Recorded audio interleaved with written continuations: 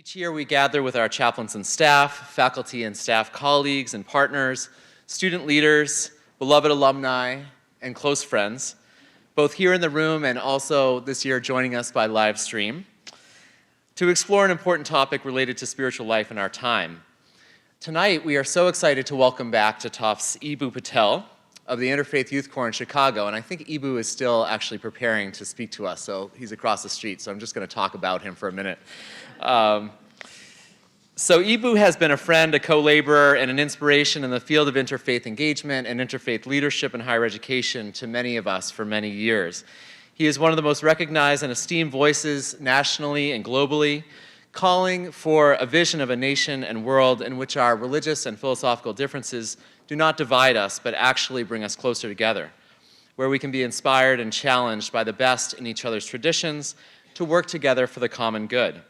And so it made great sense this year that the University Chaplaincy and the Tisch College of Civic Life would partner to invite Eboo and his colleague Rebecca, who I think is here. Where are you, Rebecca? Oh, there you are. Great. Welcome. To help us engage in a conversation about where we are personally and as a campus in our work for interfaith leadership in this time.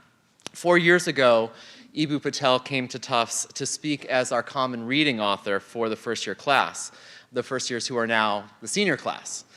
And much has changed, as we know, over the past 4 years. Not only have our wide-eyed first years become serious seniors, getting ready for graduation in a month or so, but we have a new administration in the White House. We have seen a rise in hate crimes and acts of violence around the country. There is a rising tide of nationalism and populism around the globe. And in many ways, our society and politics feel, to many of us, more polarized than they have in much of our lifetimes. Meanwhile, our society continues to become more and more diverse. We have more access to information from around the globe at faster speeds, and we become more aware all the time of the profound challenges facing us morally and ecologically. At Tufts, according to our spiritual interest surveys we do with incoming students, about 80% of incoming undergraduates want us to know what their religious and philosophical identities are, and some 65% of incoming students say that they are interested in some form of interfaith engagement. Involvement with the University Chaplaincy and the many spiritual and philosophical groups on campus has been growing steadily over the past several years. Interfaith programs like our cafe pre-orientation program has grown every year.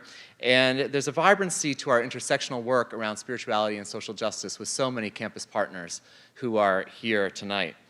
And so we wanted to invite Eboo back to Tufts to give the Russell Lecture 4 years after his last visit, to give us his sense of the interfaith movement in our time. What are its most pressing challenges? What are the greatest opportunities that are facing this class of first years, now seniors, as they graduate from Tufts and go out into the world? What are the opportunities before all of us as educators, as activists, people of faith, people of conviction, working to advance religious literacy, spiritual pluralism, civic engagement, and work for social justice? Eboo and Rebecca, we welcome you back. And we thank you so much for being with us. We've been looking forward to your visit, and we are so excited for tonight's Russell Lecture. I will almost, in just a moment here, invite our Buddhist chaplain, the Venerable Priya Sraman, to offer some words of grace. Then we'll be invited to share the buffet dinner that is at the back that has been prepared so beautifully for us. During supper, we will hear some remarks offered by Tufts Chief of Staff, Michael Bannon. And then our Muslim chaplain, Dr. Celene Ibrahim, will introduce Eboo in a few moments. So we want to say thank you to everyone who has been working so hard to make this event possible. Dean Alan Solomont, Jess Burns, and their colleagues from Tisch College, Zach Cole, Alex Chu, Shelby Carpenter from the University Chaplaincy, all of our chaplains and staff who are here tonight, who are sprinkled through the room as our table hosts, and anyone who assisted in any way to bring together this event. We're so happy you all are here. Welcome again, and please join me in welcoming Venerable Priya.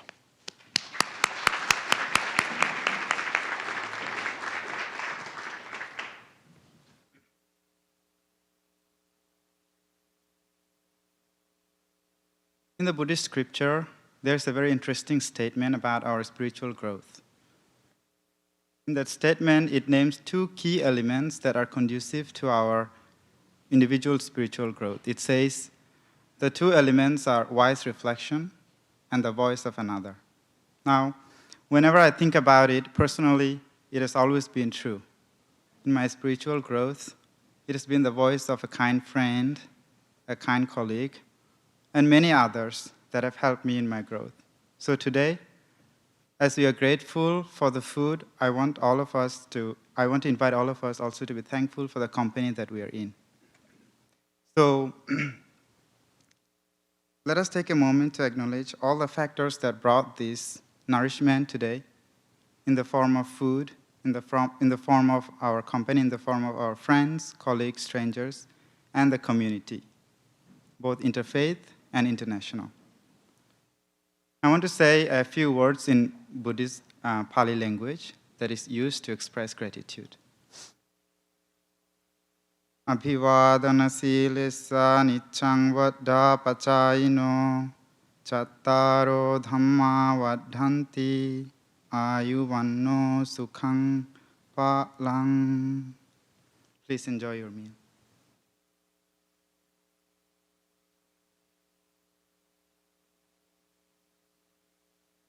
It's an honor to introduce Michael Bannon, who is Chief of Staff in the Office of the President at Tufts and a key advisor to the University Chaplaincy. Michael brings to his leadership role a deep appreciation of the importance of diversity and progressive thought in higher education broadly, and at Tufts in particular, which historically and today has included the importance of spiritual and ethical life and learning. We are so grateful for all of his advice and support, and we welcome you, Michael, to please bring greetings and share your thoughts on this occasion.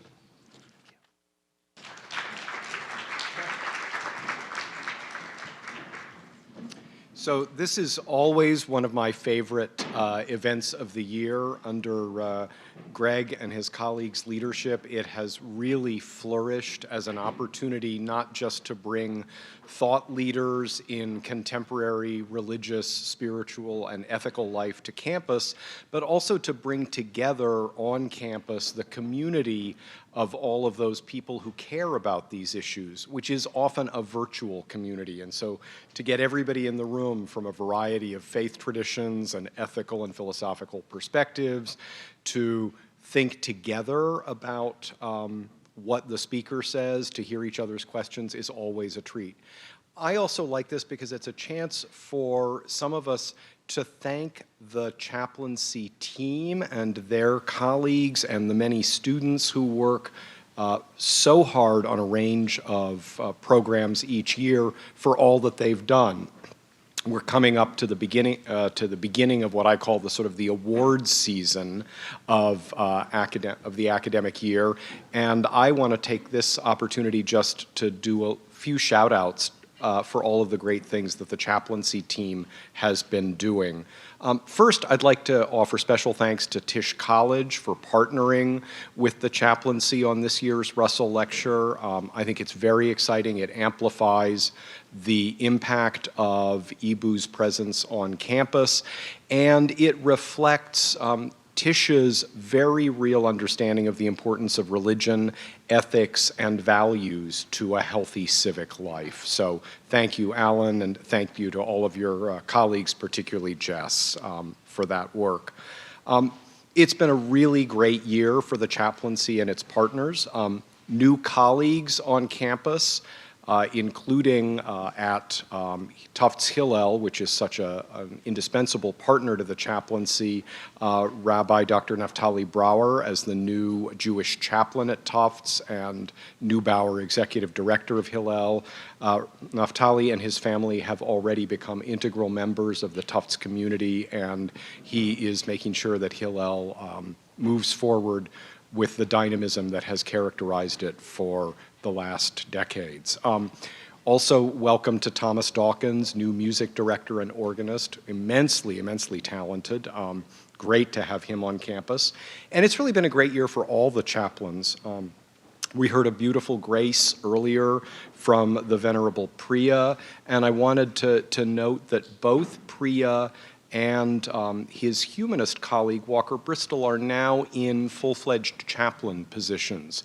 Both the humanist and Buddhist positions were established really as pilots a few years ago to see what the response would be, to see what sort of impact having representatives from those traditions could make on campus and to the work of the chaplaincy. And thanks in no small measure to the personal qualities of the individuals, but also to the importance of the themes that they bring. Both of those positions, as of this year, are now chaplain positions. And so congratulations to both of them on that well-deserved promotion from, I think it was humanist in residence and Buddhist in residence, to really being chaplains along with the rest of the team. So congratulations. Celene, do you have a visual aid that you can hold up for everybody? So Celene Ibrahim, our Muslim chaplain, continues to do amazing work, and one of her accomplishments this year is the release of a new edited volume on interfaith encounters and connections across religious divides, entitled One Nation Indivisible. It's particularly nice that it includes work by Tufts alumni, one of whom is our own Catholic chaplain, Lynn Cooper. So congratulations, Celene. I should mention that Celene actually also has a contract for an upcoming book with Oxford University Press, which is very exciting. I saw her holding this and I thought, Oxford doesn't work that quickly. Lynn has had a very, I think, rich but also challenging year, because this has been not an easy year for the Catholic community on campus, in this country, anywhere in the world, to see one of the world's great religious traditions and institutions have to grapple so deeply with fundamental ethical and value problems as an institution, and for Catholics as individuals, has been challenging, and Lynn has been doing amazing work supporting our Catholic community in a tough time. Dan Bell, our Protestant chaplain, has continued to do wonderful work. I want to salute Dan especially for his outreach beyond the student community to staff and faculty. He's done a great job thinking about how to engage staff and faculty in spiritual reflection, and he's continued to get wonderful, wonderful support from the Episcopal Diocese of Massachusetts, for which we're very grateful. I won't try to enumerate all of the great programs that have gone on across the year.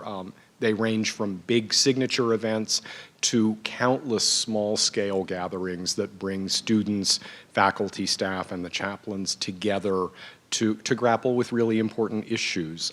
I do want to highlight the chaplaincy's commitment to issues of diversity and inclusion, which included partnering with the chief diversity officers and the provost's office for a very successful Tufts table dedicated to the People's Supper and reweaving our social fabric, and for their support for the community whenever it deals with loss and difficult situations.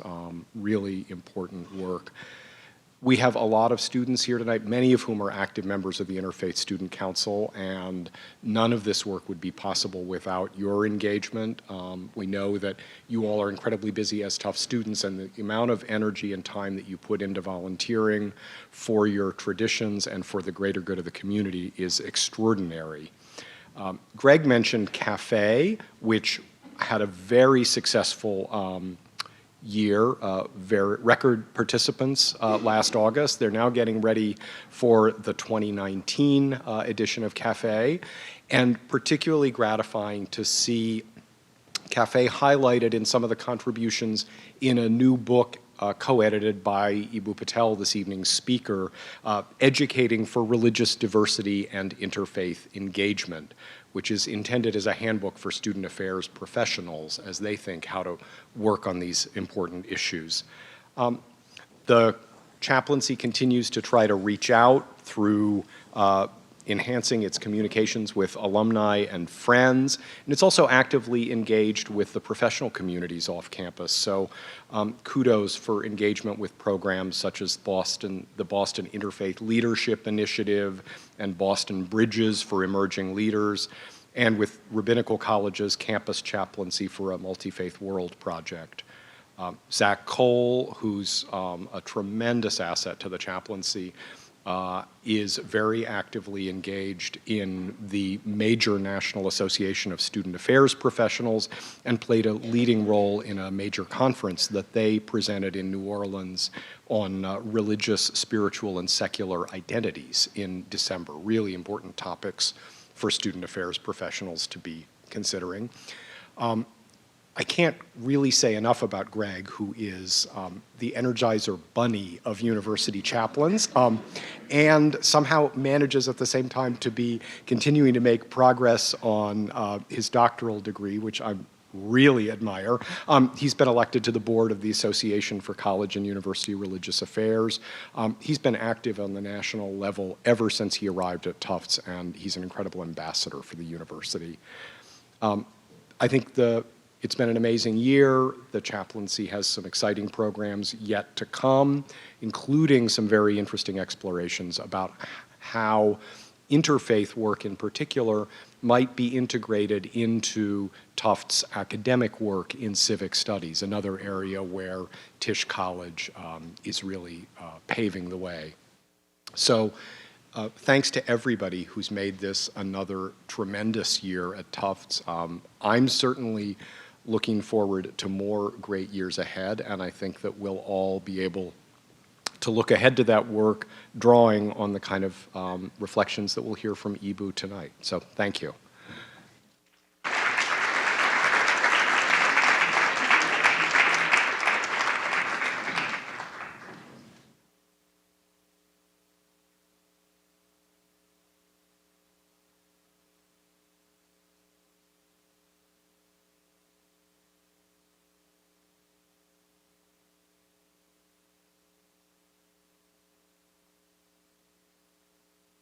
Greetings and peace tonight. It's such a joy to be here with all of you, and especially with our esteemed guest, who I have the honor of introducing now.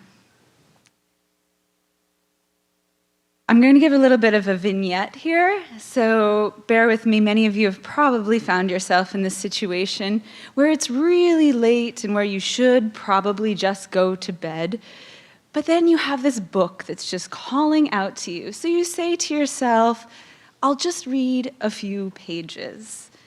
And then a few hours later, you realize it's the middle of the night, you haven't really slept, you're about to have a commitment in the morning, and you've had a wonderful venture through someone's life, seeing the world through their eyes and being inspired yourself to think about your life anew. So you might guess that this was my experience in reading Eboo's, one of his very first books that impacted me so greatly as a young person in graduate school, wondering what was I even doing in this multi-faith program? What was the professional possibilities for me?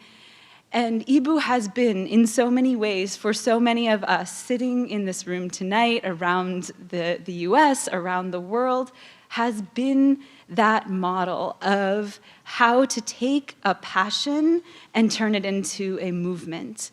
And so I introduce to you tonight someone who is a personal mentor, someone who is a visionary, and someone who never hesitates to shift the framework or propose something that's radically new and has not been done before.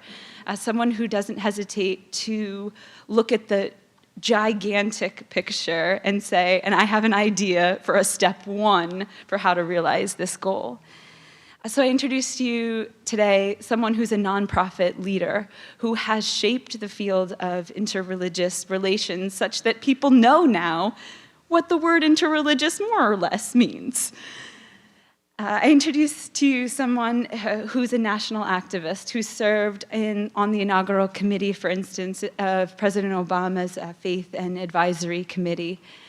someone who is a devoted Muslim and who inspires many Muslims to be vocal, to be present in America, and to not hesitate from contributing to the common good.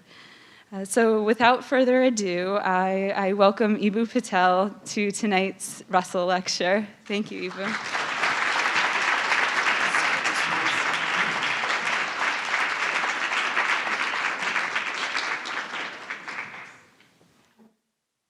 You people are so nice.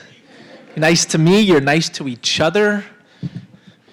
This is so much. Last night I was at home preparing to come here, packing my bags, and my younger guy, he's 9, just turned 9, Khalil, says to my older guy, "Dad's going again? What does he do?" And Zayd says to Khalil, "Blah, blah, blah, blah, blah. He does there what he does here." I was thinking, kind of that's true, actually. So I have a little bit of a cold. I'm going to do my best to get through this without getting into a hacking spree. Let me find a place to put this glass of water.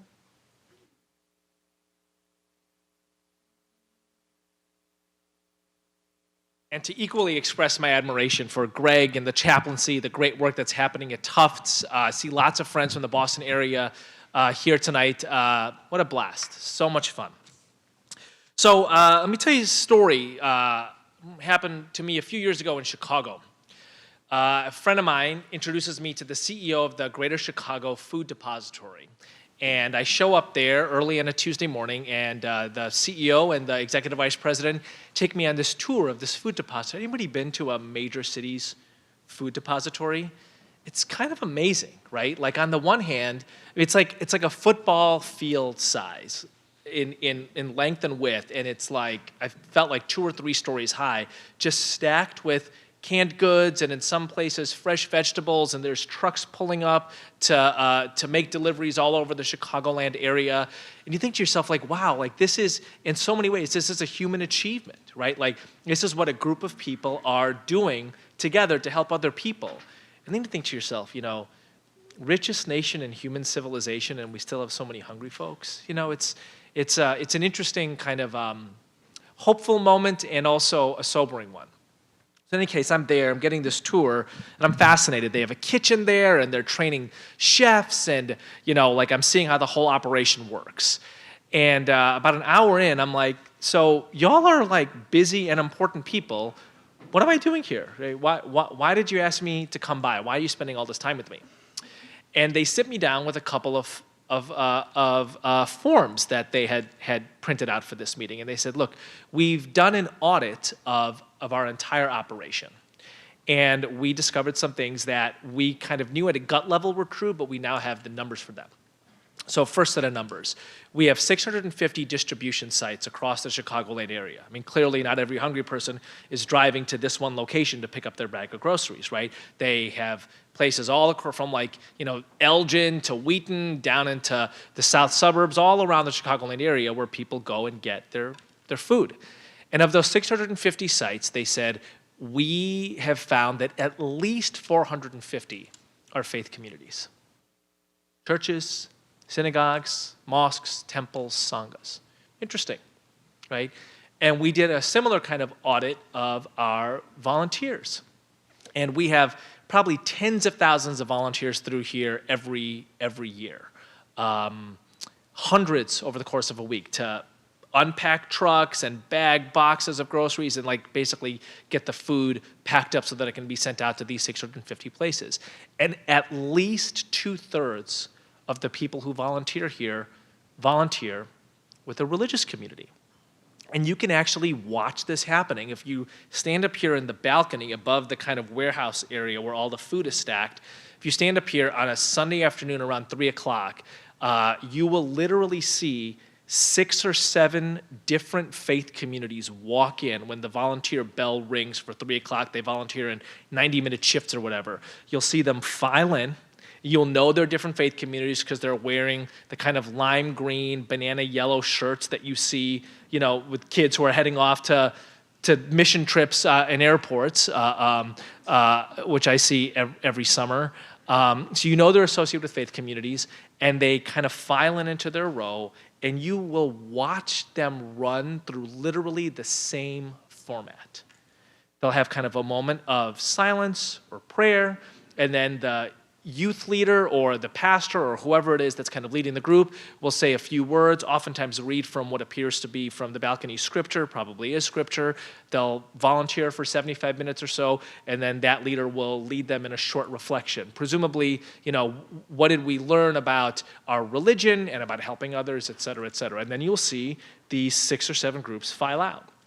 And they will acknowledge each other's existence by doing one of these.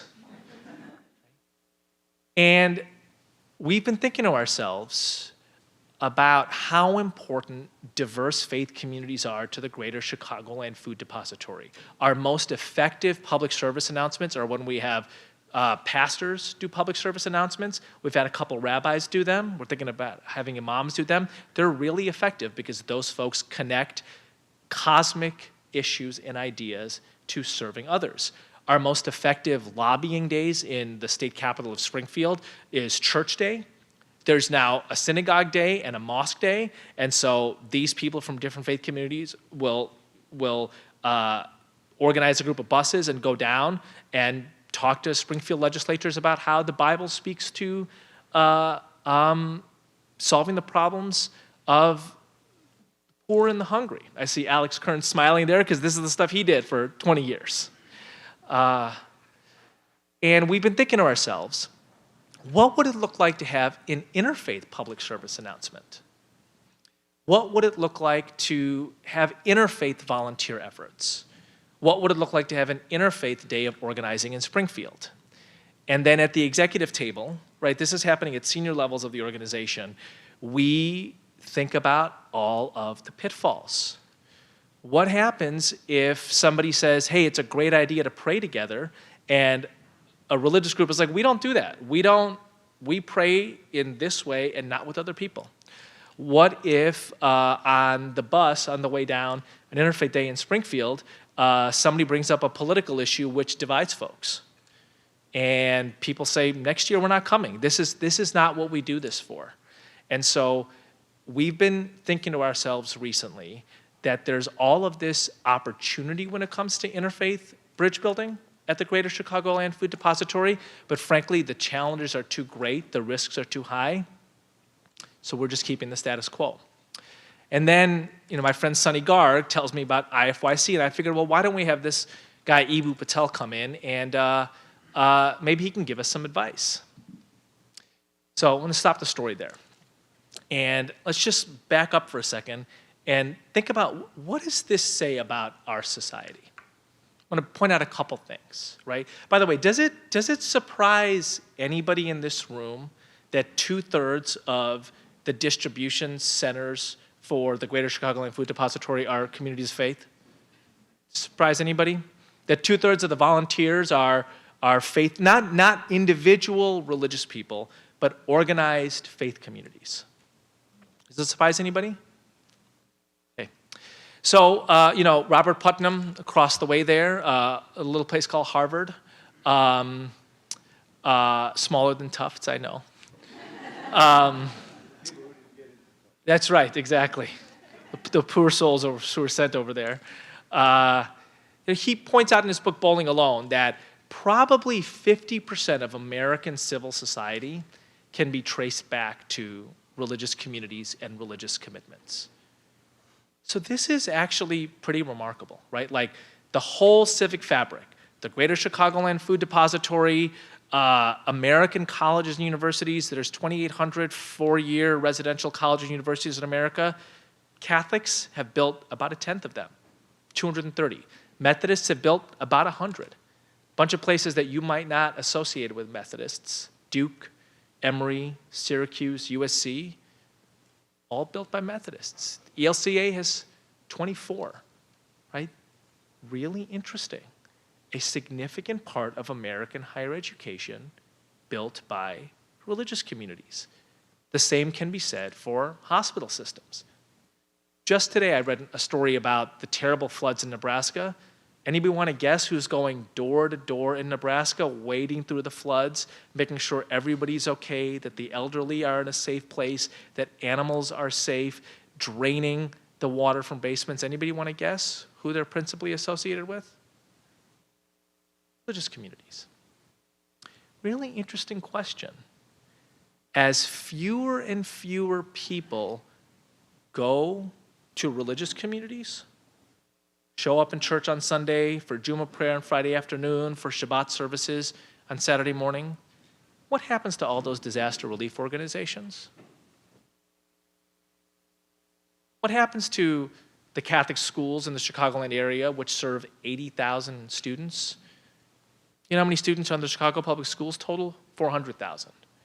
So the Catholic schools have no small percentage of them.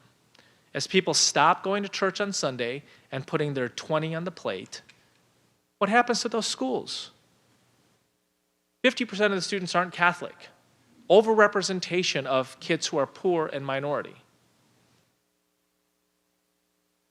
Religious communities play an absolutely central and essential role in American civic society.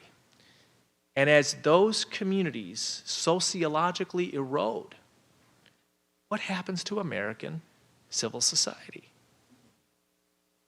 Tufts will be fine. St. Jude's in Englewood? I'm not sure. Kids need that school. What's going to happen? Second thing I think that's interesting about this story is that these really smart people at the top of this organization, who kind of knew this was true, the extent of religious participation in making the Chicagoland Food Depository run, still didn't have the confidence to say that we're going to move forward on something, we're going to be proactive about it, because they thought that the risks were too high. And you know what? The truth is, the risks in interfaith work are high. Right? And anybody who does this professionally, or even just as a hobby, you know, Greg, Alex, Jenny, anybody in here, right? We have made the mistake of let's pray together, or let's campaign for this together, or don't we all agree on this? And you realize pretty quickly that, you know, religious diversity is not just about the differences you like, and that people who orient around religion differently actually have very different views on matters of ultimate concern. There are distinctive features to religious communities. It's not like you can take all the knowledge you have gleaned from race and gender and sexuality and superimpose it all the way over to religious communities. Right? I'll never forget the time where somebody said to a Muslim friend of mine, you know, we're so sorry about how oppressed you are in American society. This person looks at my friend and says, God gave me the last prophet and the final revelation. I never think about being oppressed.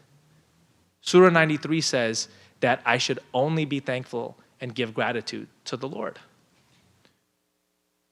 So that is an interesting, distinctive feature of a religious tradition.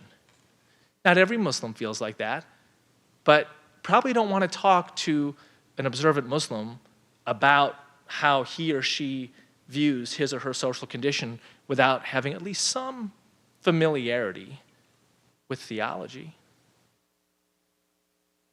So, what did I tell the folks at the Greater Chicagoland Food Depository?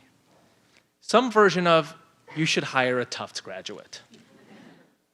I'm actually mostly serious about this.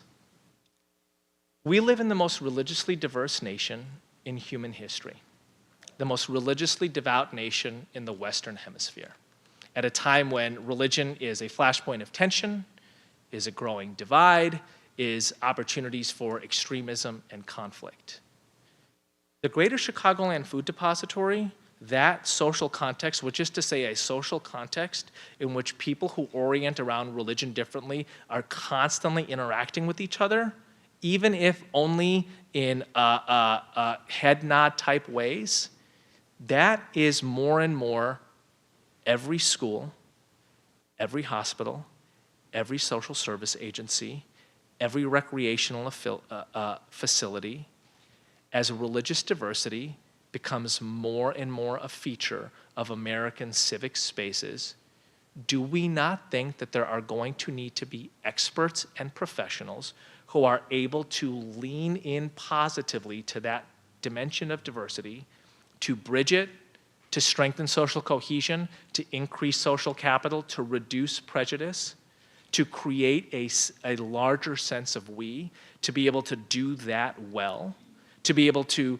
figure out whose hand do you shake and whose hand don't you shake, to figure out actually we have an overrepresentation of Shia Muslims here. It will be really great to get Sunni Muslims to know maybe these groups of people are willing to have a moment of silence together, but we will respectfully recognize that this group of people is not going to participate in that, which discussions to have and which not to have.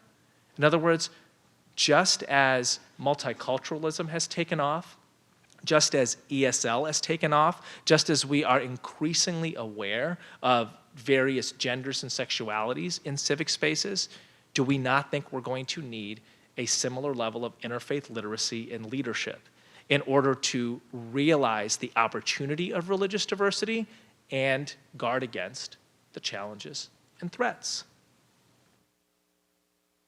Let me take you back some 60 years or so, maybe longer, 80 years if I can do my math right, to an experience that a great comparative religion scholar had, which got him thinking differently about the social and political context of religious diversity and the intellectual approaches to understanding that and building healthy, religiously diverse democracies.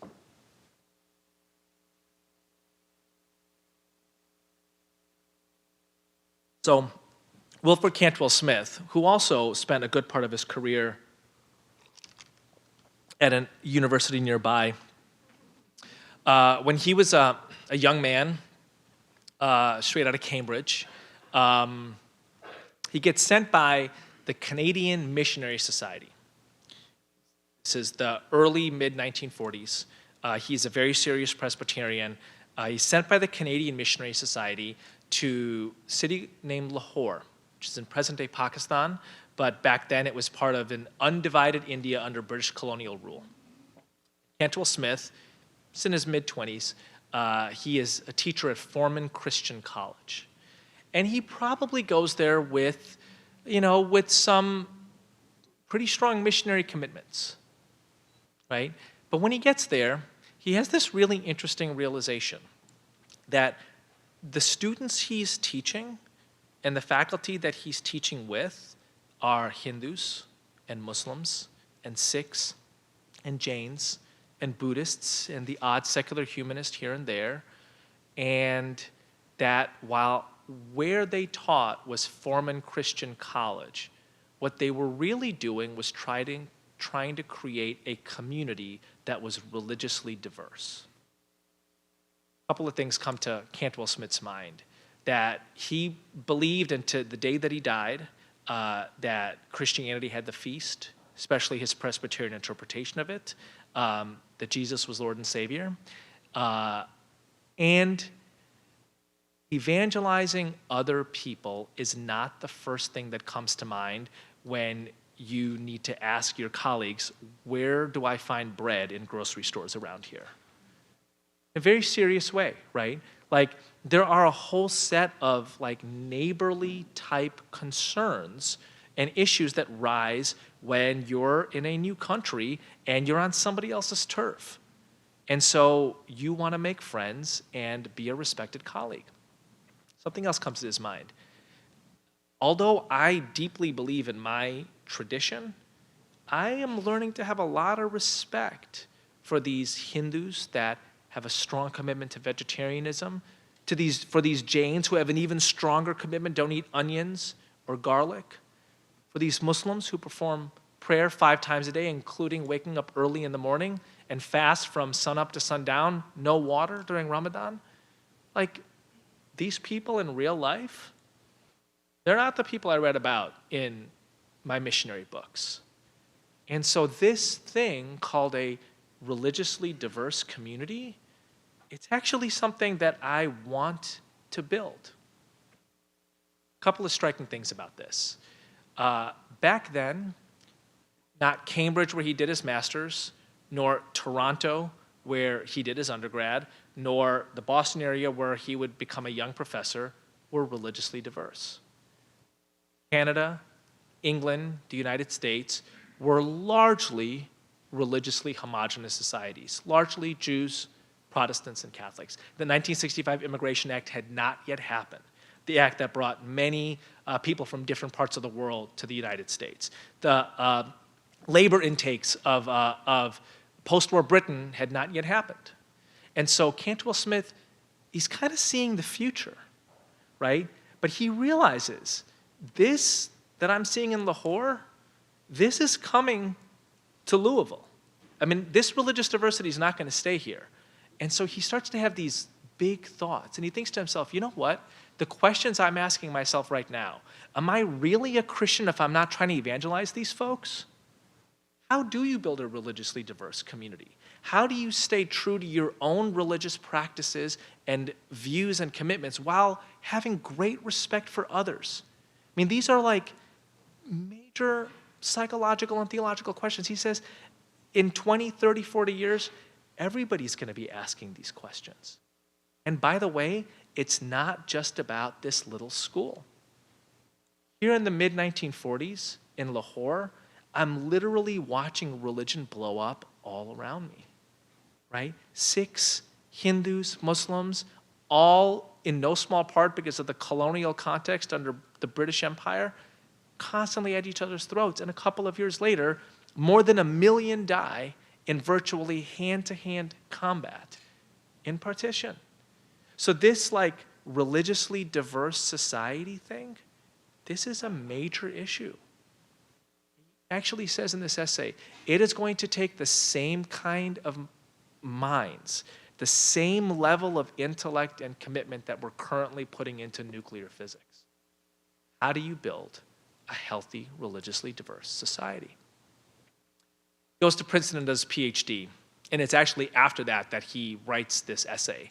And one of the things that he points out is, as much as he learned about religious systems in his PhD at Princeton, he didn't learn that much about what would have helped make that a religiously diverse community at Lahore Christian College. I want to say this again, right? Because this is kind of an important turning point in this talk. He goes to Princeton to do a PhD in religion, and he says, I learned an awful lot about religious systems. But what I was really curious about was not the fact that there is a call to prayer in Islam, but what the call to prayer means to Muslims, and whether we should have one out loud for the small number of Muslims on the faculty at Lahore Christian College. Should we have vegetarian food because the Brahmin Hindus on the faculty can only eat food that is cooked in an all-vegetarian environment? How do you build a religiously diverse community? And what he says in this essay is it is going to take a whole different form of intellectual inquiry. That's what I want to turn to now. How do we build a healthy, religiously diverse democracy? And what kind of academic preparation would help us do this? One of the things that struck Cantwell Smith was that he learned a lot about Islam in graduate school, but he had been around enough Muslims to know that Muslims were not walking Islams.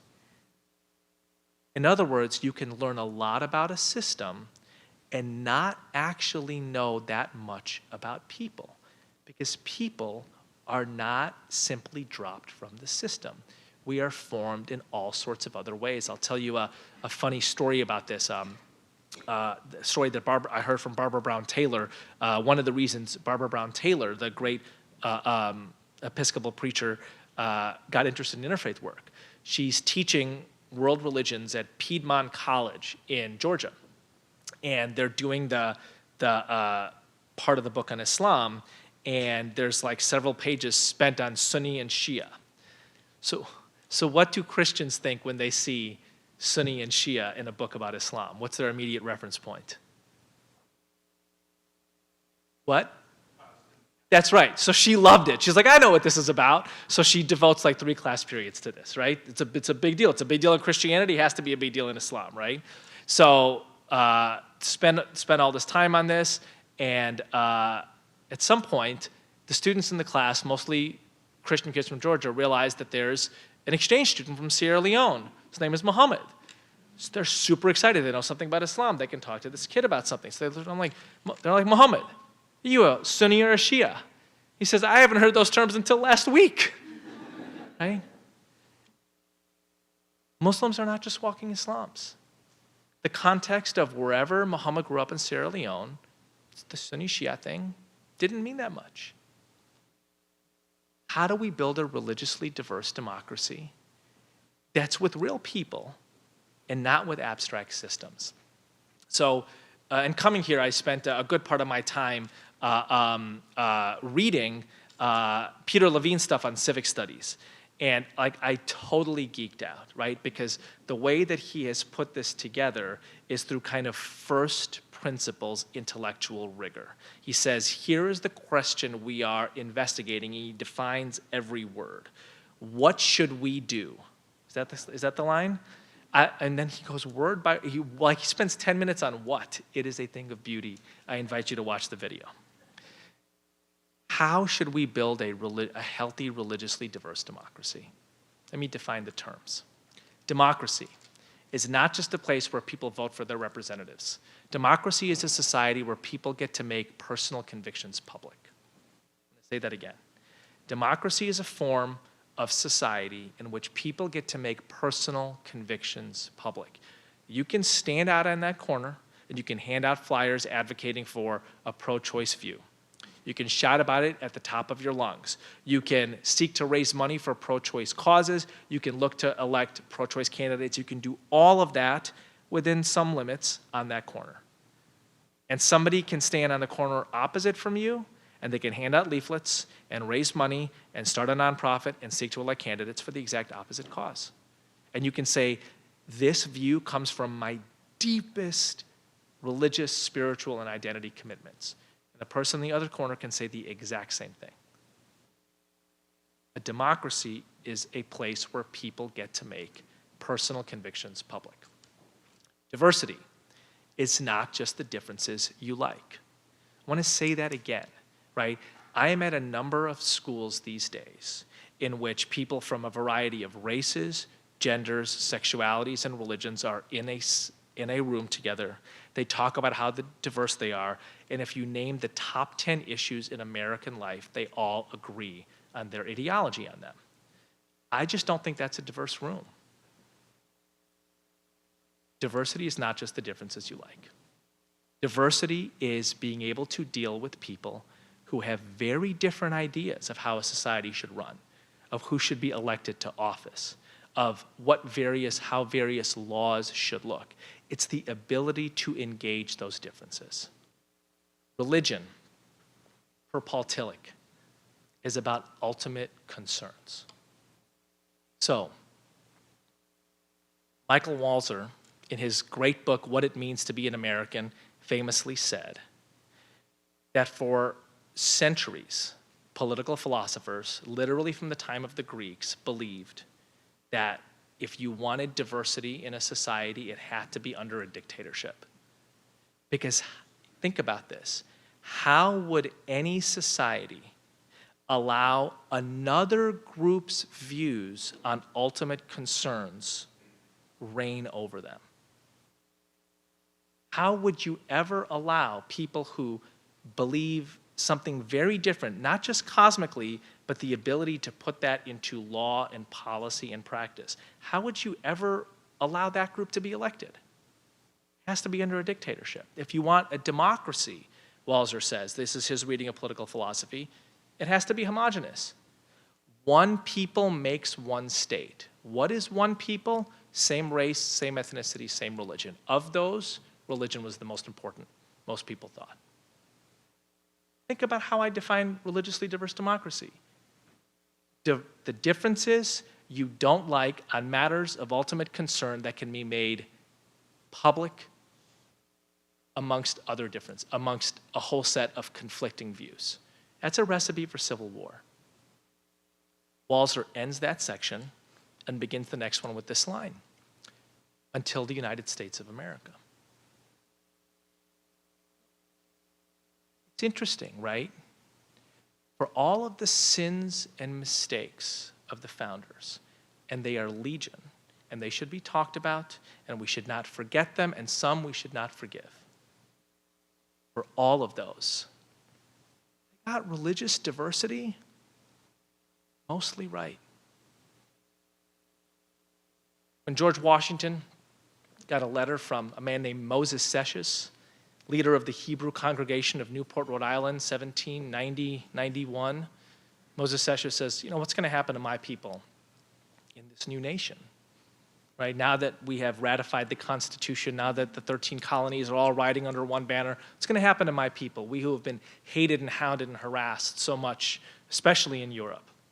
And Washington writes back, my government will give to bigotry no sanction and to persecution no assistance. Let the children of the stock of Abraham sit in safety under their own vine and fig, let there be none to make them afraid. That's 1791. First iftar in the White House is not held by Barack Obama or George W. Bush or Bill Clinton.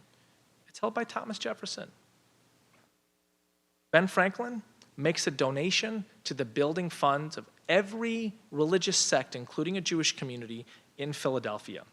He says, the only thing I want all of you to thrive. The only thing I ask is you celebrate July 4th together and commemorate my funeral collectively. Every one of your prayers to get me higher up there. He builds a hall in Philadelphia, uses his own money. He says the pulpit of this hall will be open to a preacher of any persuasion. Says directly, if the Mufti if the Grand Mufti of Constantinople wants to send an imam preaching Islam, this pulpit is at his service. And actually, some of the earlier European settlers, they set the template for this, right? So John Winthrop lands in the Massachusetts Bay, 1630, 31, 10 miles from here, 15 miles from here. And he builds a theocracy, an anti-Catholic theocracy, calls it a bulwark against the Antichrist. He is creating something that will be impervious to the designs of Jesuits. Just note this, right? America launches not just as a racist project, but as an anti-Catholic project.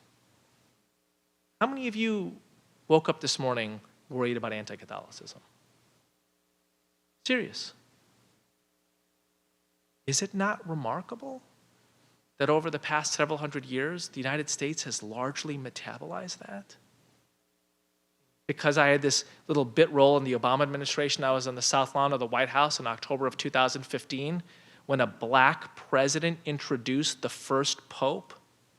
I thought to myself, somebody wake Lyman Beecher up from the grave and say the nightmare came true. Right? Roger Williams alights here in Boston Harbor a couple years after John Winthrop. And though he's just as deeply Puritan as Winthrop is, he decides he doesn't want a theocracy. And he leaves, gets banished for Rhode Island, learns the language of the local Native American populations, does a sympathetic study of their cosmology, writes somewhere, why can't we have the idea of Muslims, Jews, Quakers, Baptists as subjects? Doesn't all knowledge and experience show that they can be peaceful and loyal citizens, fair and just dealers? This is like 1640. This nation, at a mass level, is the first experiment in religiously diverse democracy. And you might say, yes, but look at how we violated it along the way. And that is absolutely true. And what I find even more inspiring is how citizen movements helped realize those early ideals. So let me tell you about one of those movements. Did you know that when the Pilgrims arrived on Plymouth Rock and they dusted off the stone, they saw the words Judeo-Christian nation etched in it? I'm just kidding. All you I did really well on my SATs, but I caught you out on that one, buddy. Think about this for a second. If that's not where the term comes from, if it wasn't written in the sky when John Winthrop arrived, if it wasn't given to Moses on Mount Sinai several thousand years ago, where does the word come from? I mean, you've heard it enough, right? The current occupant said not that long ago, we're going to bring back Judeo-Christian values so that everybody can say Merry Christmas again. I'll pause 10 seconds for you to make your own joke. Where does it come from? What's that?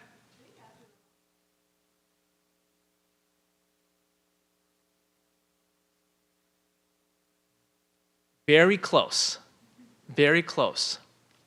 It emerges after one of the American versions of, let's call it American pogroms, in the 1920s, the Ku Klux Klan 20s, at a time when the Klan numbered 3.5, 4 million people. It's a lot of avowed white racists for a country that didn't, was still growing in population. Anti-black, anti-Catholic, anti-Semitic. One of the great victories of the Klan in the 1920s was to light Al Smith's Democratic presidential candidacy on fire. So Al Smith was the governor of New York. He was a Catholic, first Catholic to run on a major party ticket for president. And the Klan and other anti-Catholic nativist forces said things like, Al Smith opened up the tunnel in New York, I think it was the Lincoln Tunnel, so that he could sneak the Pope in faster. He's going to send a one-word telegram to the Pope, unpack. Right? Al Smith is a facilitator of a papal takeover in the United States. They lit the candidacy on fire and Al Smith loses. And a group of Americans watching this happen, having seen the madness of the Klan over the course of the 1920s, decides to start an organization. They call it the NCCJ, National Conference, back then National Conference for Christians and Jews, now the National Conference for Community and Justice. And they basically say, we can't be a country that excludes the contributions of Jews and Catholics. We have to be a nation that welcomes that, right? That makes those people feel like they're part of the American family. And they run all kinds of civic projects all across the country. Tri-faith dialogues, and they go to college campuses, and because it's the run-up to World War II, they're going to military bases. They make 772 visits to military bases across the world. The message is the brotherhood of man under the fatherhood of God. Right? And they know that what they also have to do is kind of create a new American narrative. The Protestant narrative, whatever the founders' ideals might have been, whatever the beautiful language of the Flushing Remonstrance and the letter to the Hebrew congregation of Newport, Rhode Island, the culture of the United States was still fiercely Protestant. Franklin Roosevelt, that great liberal lion, was once quoted as saying, "This is a Protestant nation, and the Jews and Catholics are here under sufferance." Okay, that's how fiercely Protestant much of the culture of this nation was. The NCCJ knew that they needed a different story. So what did they do? They invented a term, Judeo-Christian America. It's made up. It's a fiction. It was made up not 5,000 years ago, not 400 years ago, but barely 90 years ago. And it's not especially theologically accurate. Now, a lot of my Christian friends, Jesus is the Son of the living God, Lord and Savior. For some folks, no one gets to the Father except through him. My Jewish friends, Jesus was a good rabbi. Maybe. Discuss. Right? Think about it. Judeo-Christian America. It's not like theologically accurate. And it's not especially historically accurate. It's not like Jews fared really well in Christian societies for much of Western history. So what is it? It's a brilliant civic invention. It is the most American of things. When the current story runs its course, but you need to keep on going, what do? Write a next chapter. So what do you think I'm going to ask you now? In a nation in which Diana Eck says is the most, has the city, Los Angeles, that's the most complex Buddhist city in the world. More Buddhist communities from more different parts of the world live in LA than in any other city in the world. The most complex Muslim country in the world. More Muslims from more different backgrounds are in this piece of sacred earth than any other patch of land around the world except for the Hajj. What comes after Judeo-Christian? I mean, it's done great work for 80 or 90 years, right? I mean, you could be critical of it, but honestly think, would you rather be a Jew in America in 1970 or in 1920? It helped move us a few inches forward, right? Gary Snyder, the great Buddhist poet, says all you can really hope for is to move the world a millionth of an inch. Judeo-Christian did its job. So what comes next? So you know what I love?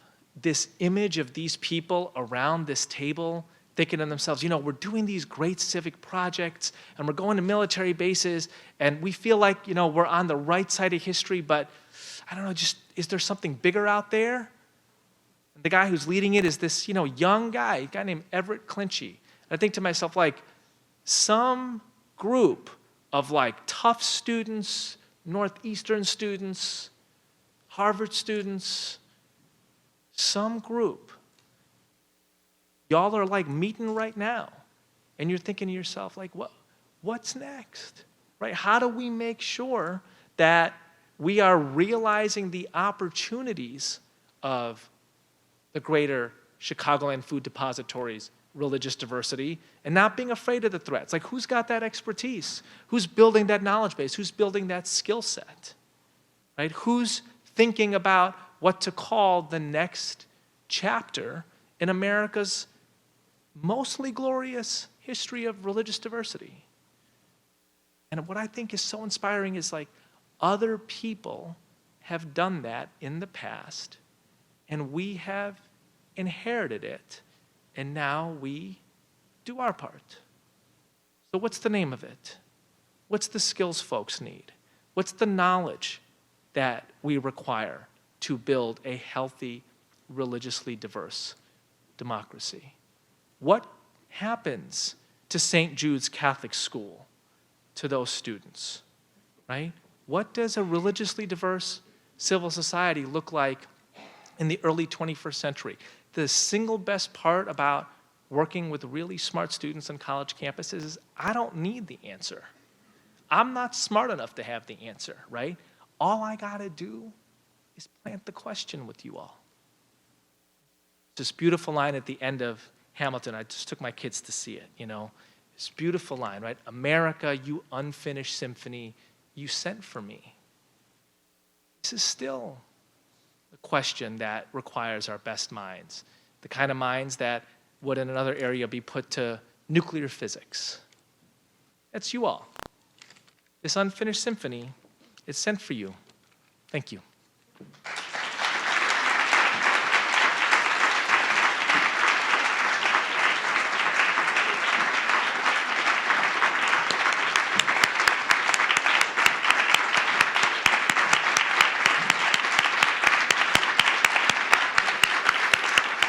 Eboo, thank you so much for such a thoughtful and timely lecture, Russell Lecture, and I know that there are probably many questions and thoughts on our minds. Eboo has generously offered to give us 5 or 10 minutes to engage with him. So we have some microphones that we will bring around, but if anyone has questions or comments, please stand up or raise your hand and we'll come to you.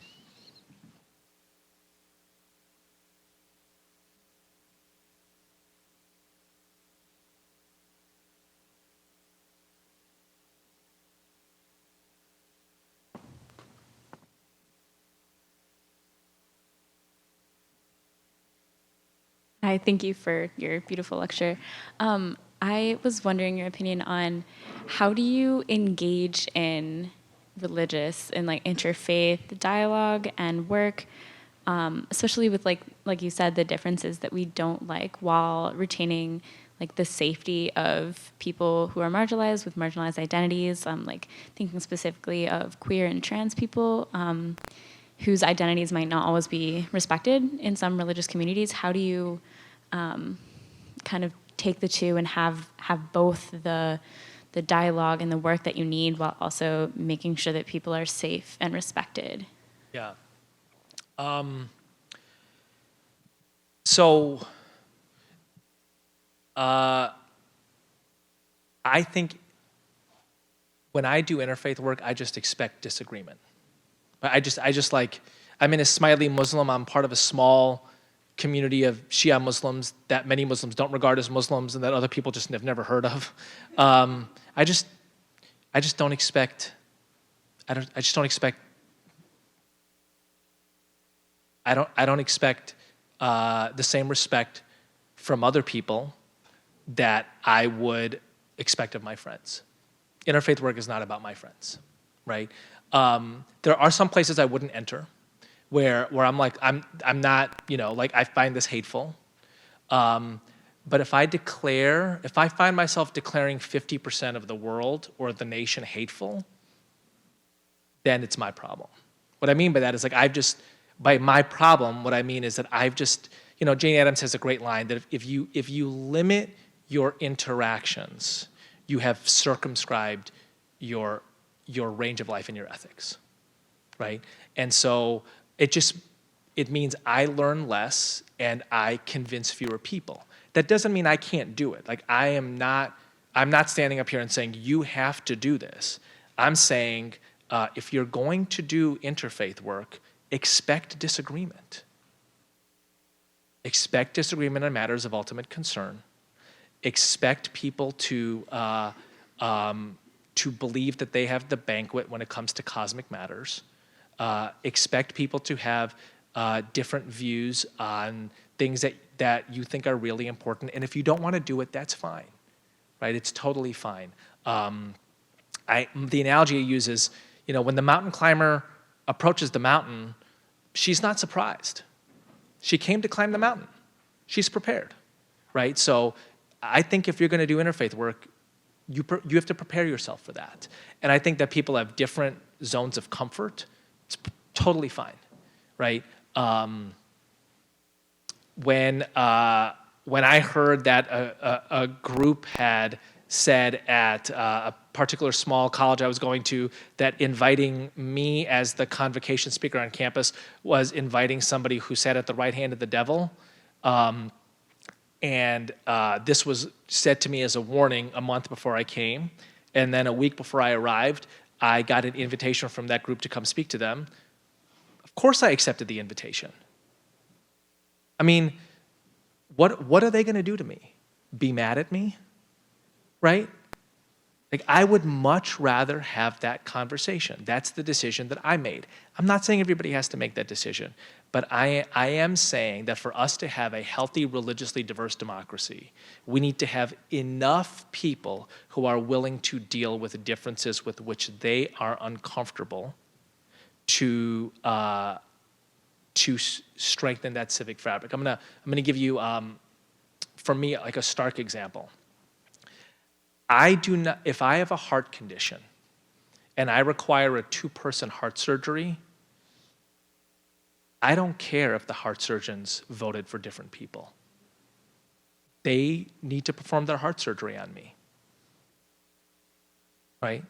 And that's kind of how I see a lot of civic life in America, that the only way you have a healthy, religiously diverse democracy is if you can disagree on some fundamental things and work together on other fundamental things.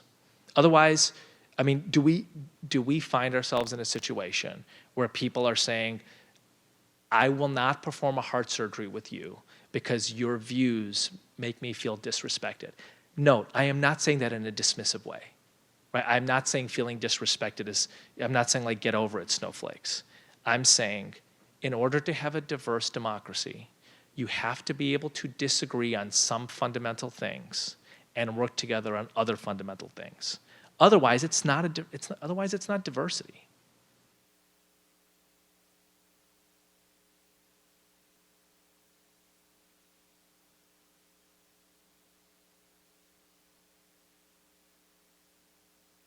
Hi there. I was so happy to hear you sort of mention Tillich and his concept of ultimate concern, but I was also thinking about how in his theology, doubt is such an integral part of arriving at your ultimate concern, so you have to sit with like moments of deep uncertainty and deep doubt. And I was wondering how you handle moments of deep uncertainty in your work, especially following tragedies like what happened in Christchurch recently or the Tree of Life massacre. How do you deal with those moments of doubt? So thank you for your question. Maybe I'm not fully understanding the question, but those moments make me weep. They don't make me doubt, right? Like those are that's the act or the ultimate ugliness of the human condition. What happens in the aftermath is the ultimate beauty of the human condition. And I think to myself, I want to be part of the spirit of the aftermath and part of the work that would, as much as possible, prevent such acts. But did you mean doubt in a different kind of way? When these things happen, like, do you doubt the sort of, I guess the purpose of your work? Because I don't know, sometimes when I work as an interfaith engagement coordinator at a very small college, and when these things happen, I sort of feel like I'm like, you know, it's like drops in an ocean, and I wonder like what the impact of my work is on a larger scale. So I was thinking doubt in that sense, like when these tragedies happen. No. Your job is to move the world a millionth of an inch. I think that Gary Snyder line is really profound. There are 7 billion people on the planet, and some of them are crazy. Seriously, right? And there's way too many small arms around, and sometimes those things cross, and sometimes really ugly ideologies make crazy people crazier. And so I don't measure the success of our work against preventing every single one of those things. I think we have time for maybe one more question. And then Eboo actually is going to stay with us to hopefully sign some books. Actually, we have a number of his books here. Hi. You make such a compelling case for the way in which religion is in the DNA of civic society in America. As certain segments of the American population turn away from religion, how will that impact civic society in the future? Yeah, that's a great, I think that's a really huge question, and I don't know, but that's, you know, I was having a conversation earlier with some faculty here at Tufts University, and part of what is in the mix is this idea of, could Tufts be a place for an academically rigorous program of interfaith studies? And any academically rigorous program would have a set of research questions associated with it, and I think that is an absolutely key research question, right? What happens to American civil society in a post-religious era? Let's just say, like, let's recognize that we are in one of the 5 least religious cities in the country, right? So if you went to Oklahoma City, it's not the same. If you go to Dallas, it's not the same, right? When I get off the flight in South Carolina, there's literally people at the airport who are saying, you know, my name is Amy Sue, and I go to the Lutheran church. Which one do you go to, right? And I love, like, that's America. I love that. I think that that's really important. And part of what I'm saying is just let's not assume the rest of America rolls the way people with PhDs in Boston roll, right? This is still a nation with the soul of a church, as G.K. Chesterton said. But there's also no doubt that participation in religious communities is falling, and that's going to have an impact on civil society, right? It's interesting. There are times when I'm with particularly politically engaged audiences, and there's a little bit of an eye roll that happens when I talk about the importance of civil society. And there's a sense of like, this isn't political enough. Like the real action is like political stuff, right? No, I'm being descriptive here. I'm not at all being dismissive. So like, I don't, I think that American civil society is like one of the great geniuses of human civilization, right? A third of AA groups meet in churches. So tell me what happens when churches close in the next, where are they going to go, right? I mean, do we not want places where Trump voters and Hillary voters and Bernie bros and AOC supporters are like opening up by saying, hi, my name is Donald and I'm an alcoholic, and like helping each other? Like, for me, that's the genius of American civilization, is we have lots of spaces that bring people who disagree on fundamental things together to do positive things together. So, like, I can't stand the current occupant. Let me be clear, right? And when my wife tells me that the guy who runs the travel basketball league that my kids play in, they got her athleticism, not mine, was retweeting Trump quotes, I'm like, I can't. And then I stopped and I thought to myself, do I really want a nation where people from the same political party won't play basketball in leagues with people from the other political party? I actually really don't want that nation, right? And that's American civic life.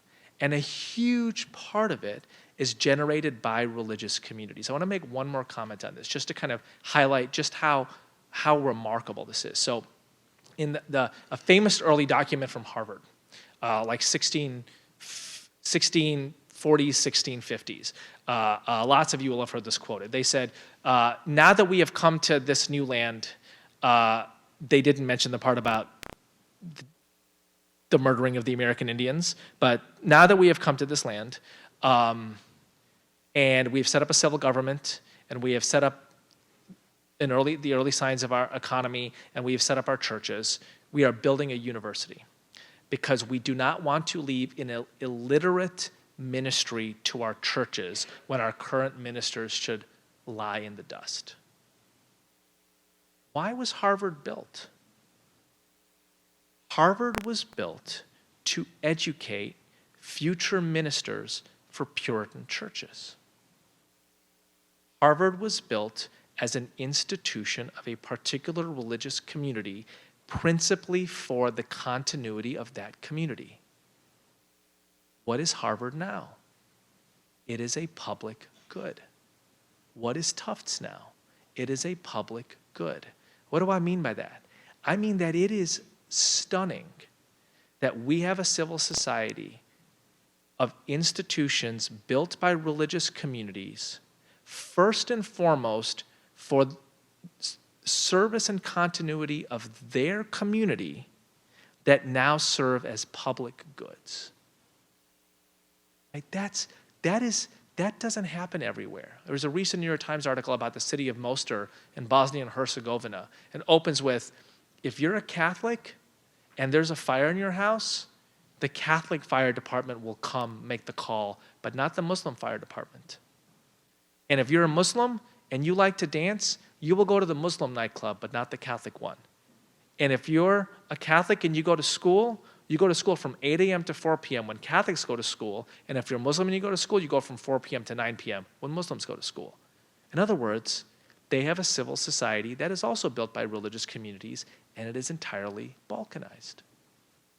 Right? So I think our diverse civil society is a little bit like William Carlos Williams' Red Wheelbarrow.